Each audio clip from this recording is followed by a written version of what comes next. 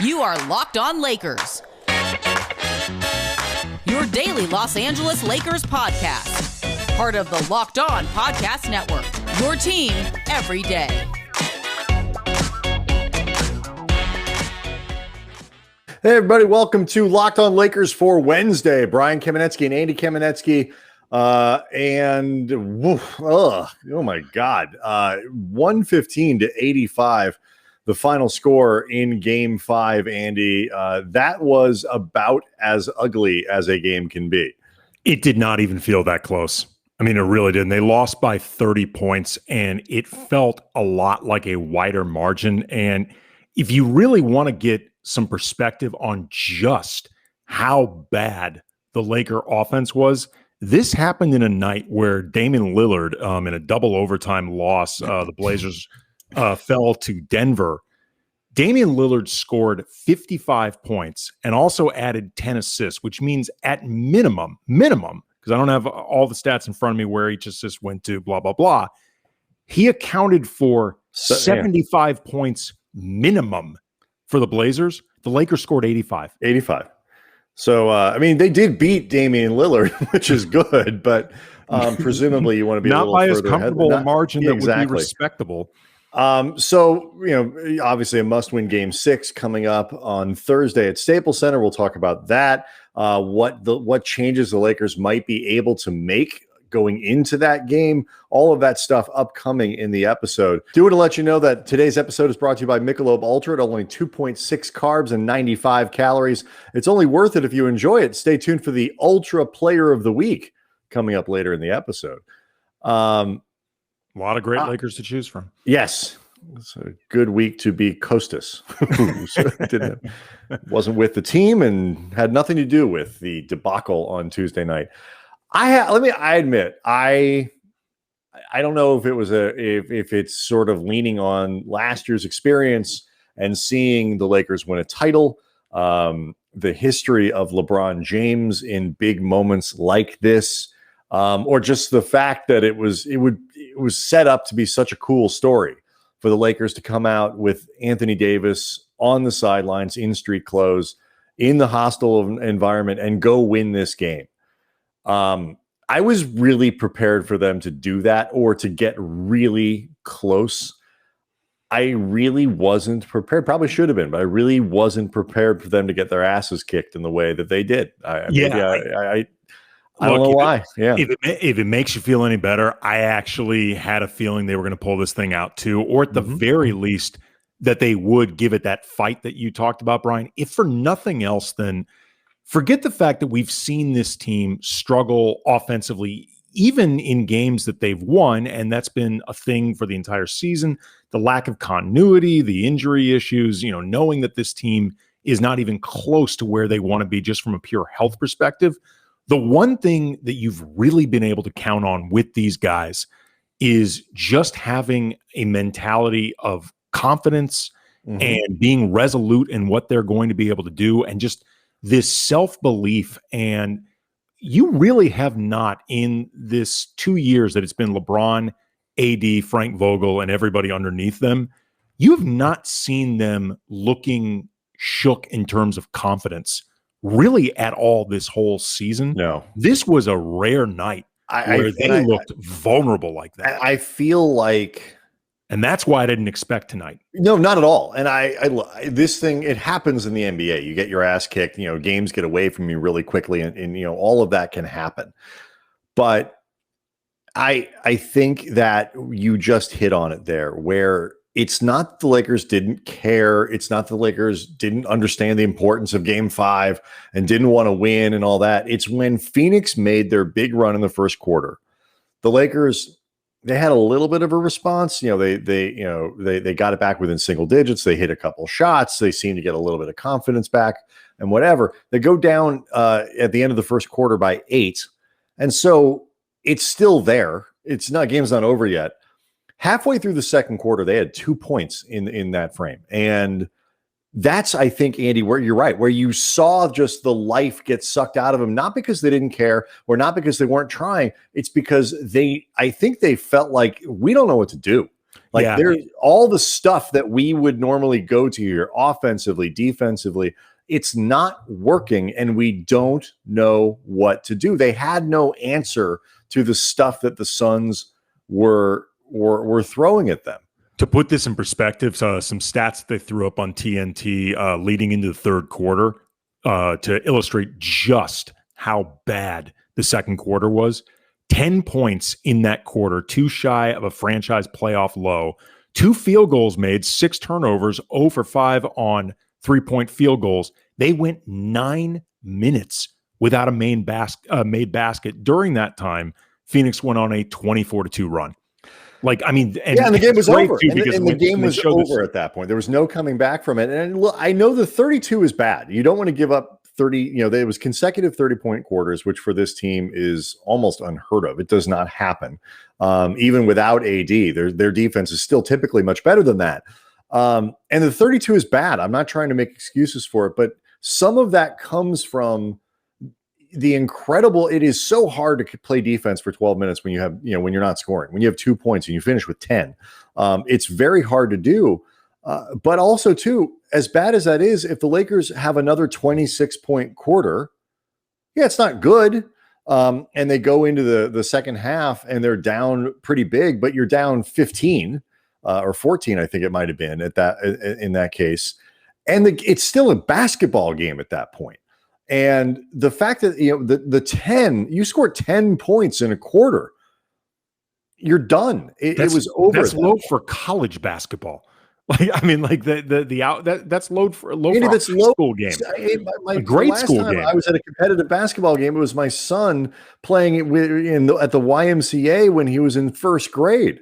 They managed to score 10 points in a quarter sometimes. Here's the thing, though. Like you said, I agree. This was not about them, not recognizing what was in front of them, the importance of this, or, thinking that they could flip the switch if they need to in game 6 and 7, anything like that. I don't think complacency. No, it wasn't.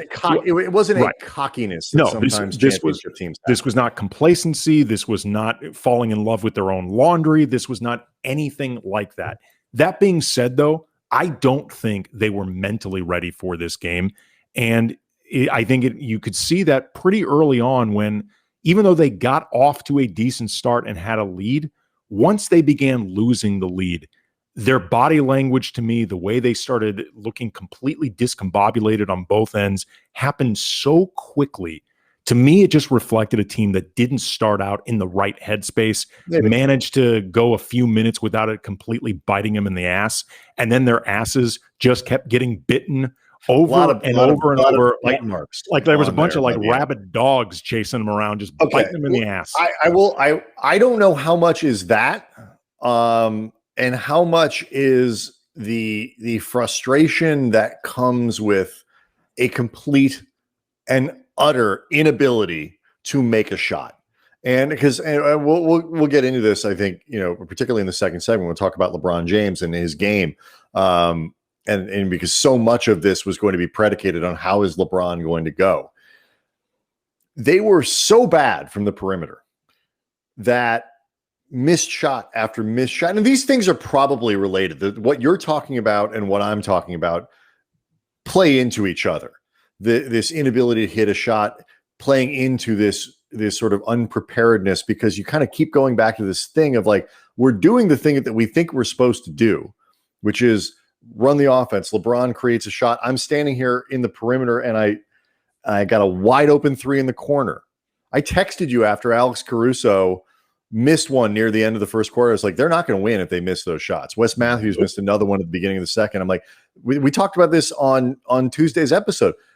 They're going to have to shoot. The percentages were okay from 3-point range. They hit 34% of it. Except they were all LeBron. Exactly. It was completely LeBron. Anybody who wasn't LeBron James went 6 of 25 from 3-point range. And so that's just not going to do it. As we have talked about many times, I've said this a lot last season, a lot this season, because even when this team won a championship, 3-point shooting was an area of weakness.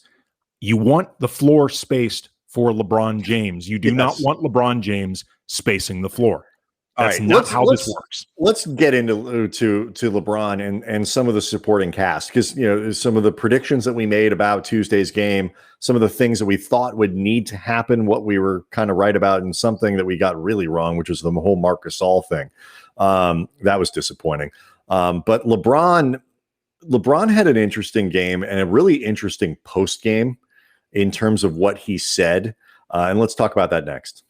This week's Michelob Ultra Player of the Week. Okay, Brian, how do we want to do this? Because if we're keeping things thematic, we're obviously trying to honor the Lakers. That's this show, Locked On Lakers. But they lost twice this week, so it's hard. Like if we're going to force the theme, I don't feel like we should be rewarding anybody after what we saw in Game 5. Okay, look, just to make sure that we follow the instructions, we'll say it's LeBron if we're looking to force this, because he's been the best by default. If we're being honest, though, the Michelob Ultra Player of the Week is DeAndre Ayton to me. And and I'll say this because it's been such a joy to watch a guy who's been dogged a lot in his career for basically not being Luka Doncic, and for the Suns not taking Doncic first overall instead of him. But here's the thing, and it's been this way for a while, and this series has been a great reminder.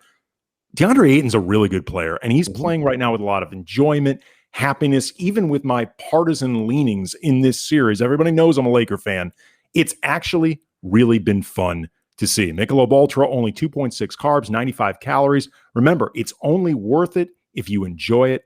Joy creates success. Enjoyment isn't the end game. It's the whole game. Not much joy from LeBron James in Game 5 on Tuesday, Andy. Or anyone else who wanted the Lakers to win. I don't mean to put this all on LeBron. It wasn't fun for anyone. I'll you know what? I'll just ask this question.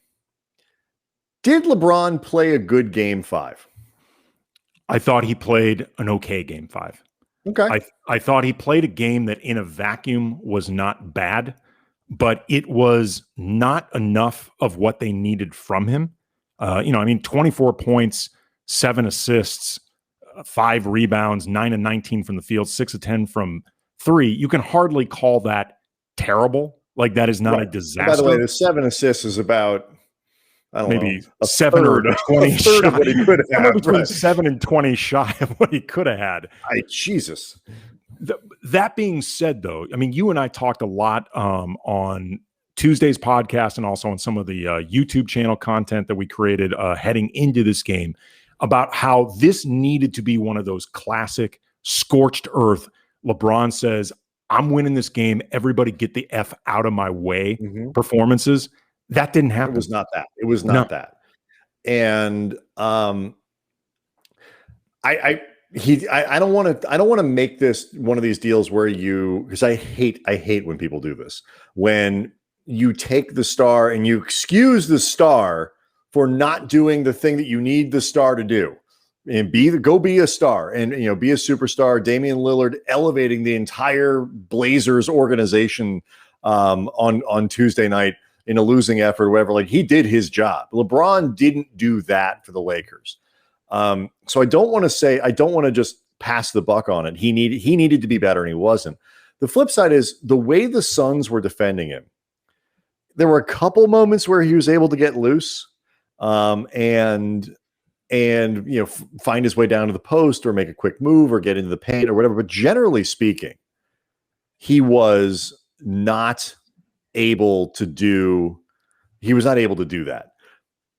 What they did was they packed everything in so tight that as soon as LeBron touched the ball, they just collapsed on it, and it was as if you and I were on the perimeter, Andy. Like, the lack of respect for any shooter on the Lakers was intense, and it didn't matter. A couple early shots, they didn't care. They kept it packed in. And LeBron did what I think he should have done, which was hit wide open professional basketball players to take open shots, and they missed all of them. And so they kind of just got the worst of all of it. Well, you started seeing too, guys were getting hesitant, and we've seen this in this series before from behind the arc. You started seeing guys passing up shots. There was a sequence where Kyle Kuzma, who I think it's worth pointing out, was the one guy not named LeBron that I feel very confident showed up to play. Like, he showed up, I thought, with a good mindset. I thought he showed up with, he showed up looking like he was going to play aggressive. He's the only guy that I thought, other than LeBron, looked like himself, more or less. Like everybody else seemed, like you said in the last segment, kind of discombobulated, sort of thrown off by what was going on. Kuz, throughout the game, for better or for worse, he looked like Kuz. And so I agree with you there. I thought he played a decent game. But the reason I bring up Kuz, beyond just pointing that out, because again, on a night that was as disastrous as this one, I think it's at least worth pointing out positives, however fleeting. There was a sequence where Kuzma had to put up, I think it was a floater, to beat the shot clock. And I don't remember if the shot went down or not. But the reason this happened was probably everybody. Yeah, I mean, that's true. Listen, but I don't remember the play. Probably not. Yeah. Everybody was moving the ball around. And not one of those, trying to, pass up a good shot for a great shot. Not one of those, this guy's covered, swinging to create the, find the open man, ball finds energy, blah, blah, blah. This was, nobody wanted to take an effing shot, and they needed to. And this is one of those things where, again, when I talk about like the proper mentality and, the sort of uncharacteristic lack of confidence that was there tonight. It's one of those things I'm talking Absolutely. about. I mean, in that, I 100% agree with you that this is a team that is, and I think we saw this. Somebody left this comment on our Twitter feed at Cam Brothers. They are so deep inside their own heads right now, in terms of when it comes to shooting, that it's really problematic. And we saw LeBron have to get up into KCP's face earlier in the series and demand that he shoot the ball. This is why I am passing you the ball. I want you to shoot it when you're open. And so, I mean, they had more of that tonight, in game 5 on Tuesday. And so, there's a lot. And I'm not gonna lie. We'll talk about game 6 before we're done here. Certainly we'll do it on Thursday's show going into the game. I'm a little worried we're going to have more time to do postmortems on this season than I was hoping, and all that stuff. But there were a lot of people on Twitter tonight, just because the game was going so poorly, talking about it was a mistake to have Schröder. They should have kept Rondo. Why did you get rid of Dwight? They should have run it back exactly the same as last year. And I understand why. The game was so bad on Tuesday that people are frustrated and all that stuff. But the vulnerabilities that we're seeing with the Lakers this series were there last year. It's just in the playoffs, KCP and Markieff Morris, guys like that, shot the ball really well, particularly up until the finals. And then against the Heat, it didn't matter as much.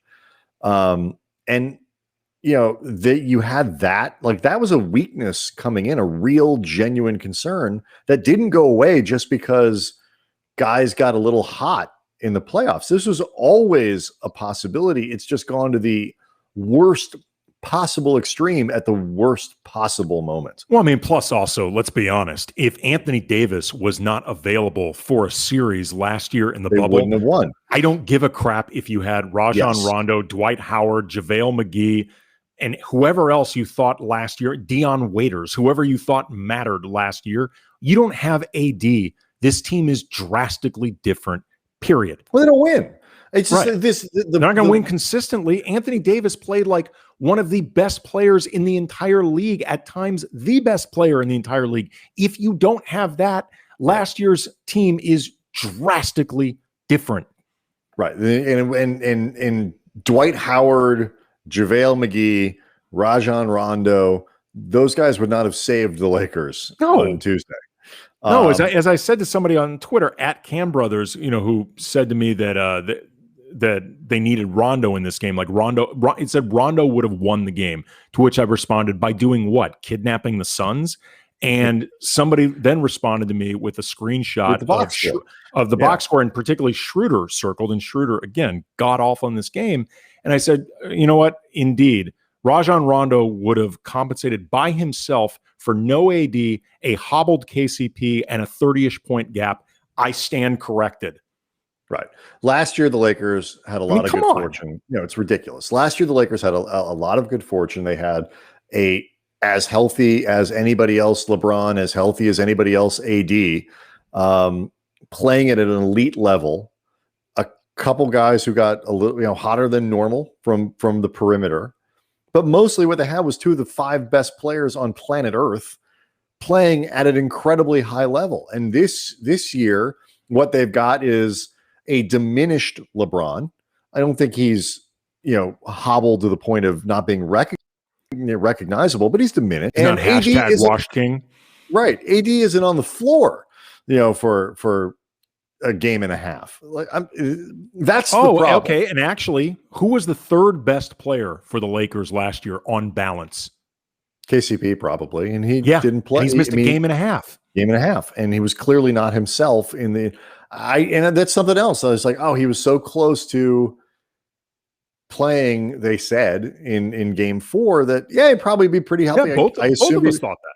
And look, say what you want about KCP. He is not a softie. No. If they pulled him out of the game because he couldn't run around and he couldn't play, and it was too there was too much pain going on, the guy is in a lot of pain. No, one of the hallmarks of KCP's career has been durability. Yes. Like that guy has been, over the course of his career, damn near impossible to get off the court. Like he's stayed healthy. He can play big minutes. Both of us misread the situation, to be honest. And we thought he would be more healthy than he was. He wasn't. But again, he was a big part of why they won that title last year, too. And when you start to eat into, you take away Anthony Davis, you take away Kentavious Caldwell-Pope, and there is a reason role guys are role guys. If they were capable, you might get it for a game or two where guys step up, play a little bit beyond their abilities. You get 2 or 3 players at once who can all do it. But if you could expect players like that to do that, they wouldn't be role players. They'd be starters. They'd be borderline all-stars. They'd be whatever it is. And that's not what the Lakers had with it. But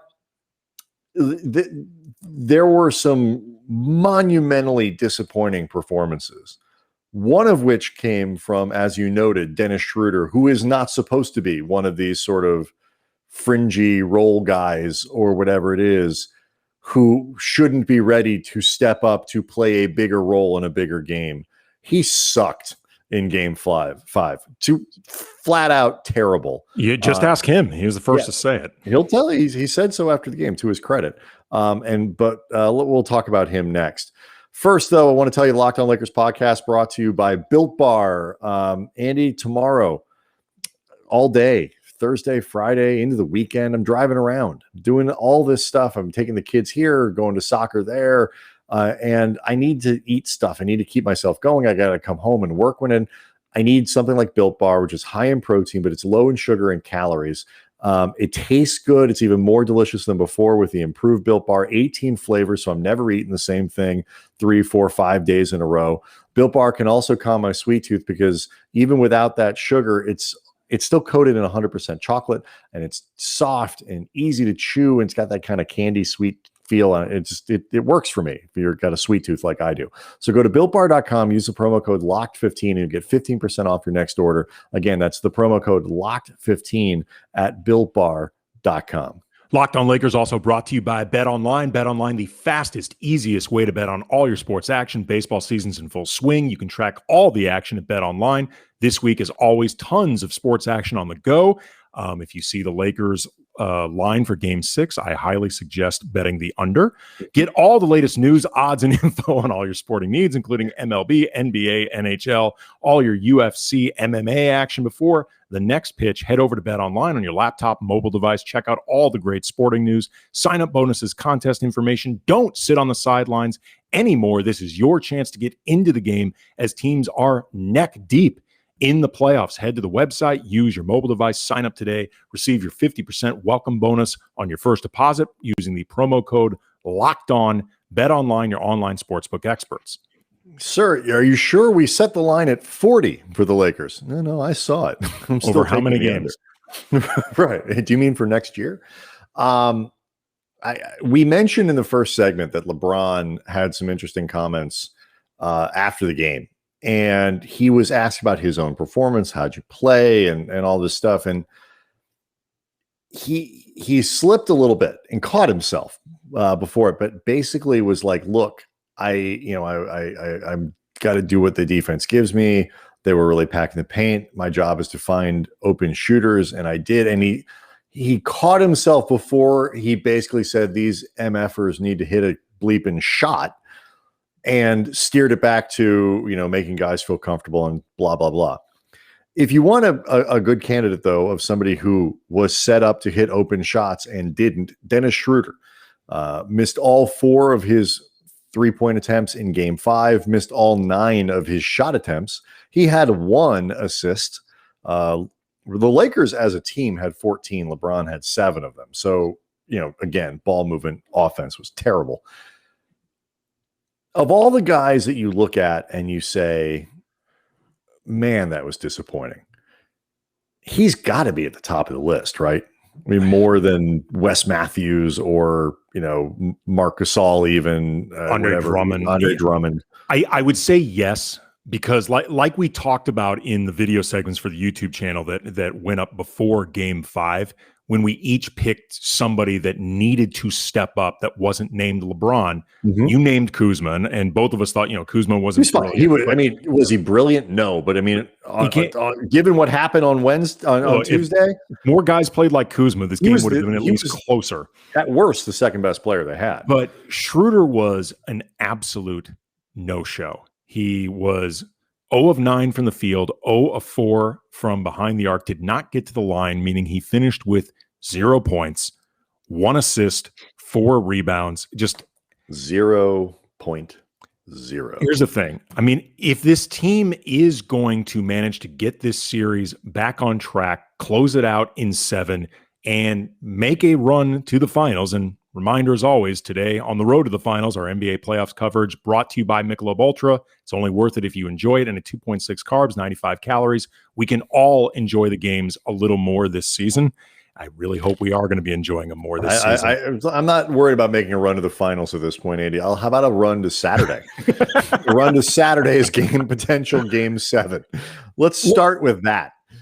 We talked about LeBron earlier, and when he talked about we're missing shots, you could feel him saying the quiet part out loud in a way, not just like in a way of, these dudes need to start hitting shots, but also like what the F, man? Like, how is a team missing this many shots, whether from behind the arc, often wide open? Because even a bad 3-point shooting team should be doing better than there's a natural regression to even the Lakers mean. But there were also that should be happening that lets them shoot 34%, and they're not doing that either. But there were also, though, a lot of shots missed at the rim. Yes. And we know this because as bad as the Lakers were from behind the arc, 34%, they shot 34% from the field. Yes. So they weren't. I mean, look, there was that you talked about, like LeBron had that bunny layup that rimmed all the way around and out, and the Lakers kept possession because ball went off Phoenix. And you saw LeBron slap himself in the head, like, dude, that thing was spinning around like in the circus, like the fat guy on the motorcycle who rides around in one of those rings and it spins all around.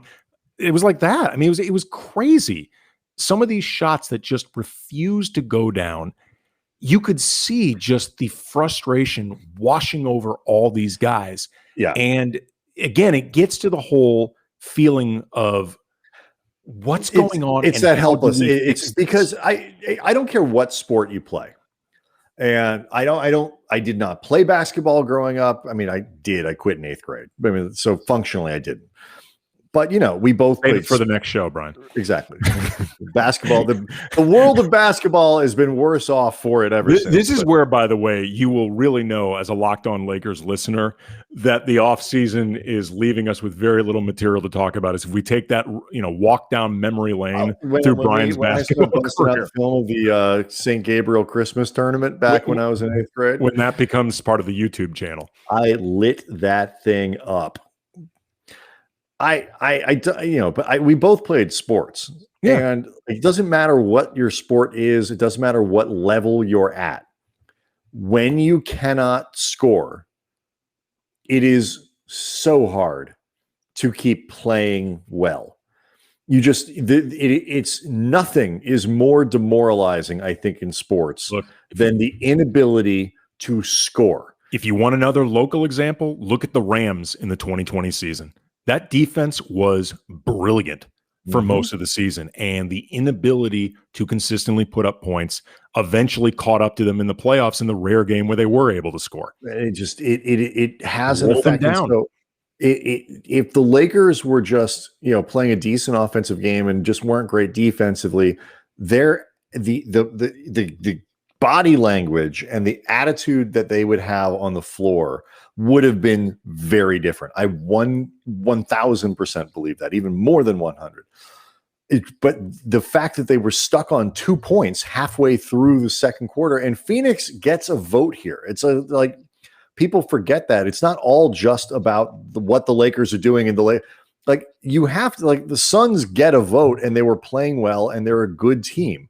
And so when you start to get to that point, eventually you realize after 5 games of this, 4.5 games of it, that thing in the back of your head that sort of tells you the truth, even if you don't want to hear it or you don't want to admit it, is telling you we're down by 20 points. We may not be able to score 20 points in a quarter, let alone score 20 points if Phoenix gets to keep shooting too. There's no way we're coming back from this. And I think that, to me, is where you could see that the spirit was kind of broken because they didn't believe they could score enough to get back in the game. Now, here's the thing, though. If Anthony Davis can play in Game 6 and the groin allows him the lateral movement that he needs, all of that stuff, the Lakers can absolutely win Game 6, win Game 7. We've seen them win 2 games in a row. There is no reason assuming AD is available, even more than KCP, although it would be helpful if he were around too, but especially if Anthony Davis is able to play and is at a level of health even comparable to the way we saw him in Game 2 and in Game 3, where he absolutely dominated it, the Lakers can close out Game 6. They can close out Game 7. They can close out this series. But look, how many times have you seen it in baseball? A team, the team gets shut out 3 games in a row. They score 5 runs in 2 weeks, and then they go out and score 14 runs in one game. You score 7 runs in the first inning and 6 the next, and if the Lakers can come out, and we'll spend Thursday's episode talking about Game 6 and what we think could change and what could happen, all that. But we'll finish on this. If they come out in the first quarter and go 5 of 7 from 3-point range and get a couple easy baskets with a good crowd behind them off of transition, force a couple turnovers and whatever it might be, get a block shot from someone that turns into a basket at the other end, they could look like a really competent offensive team all of a sudden. And if the Lakers are winning, they're a hard team to come back on because they are really good defensively when they're engaged and they believe in themselves. It didn't happen on Tuesday, but it could absolutely happen on Thursday. There's no reason to believe that it couldn't. Yeah, it's going to be.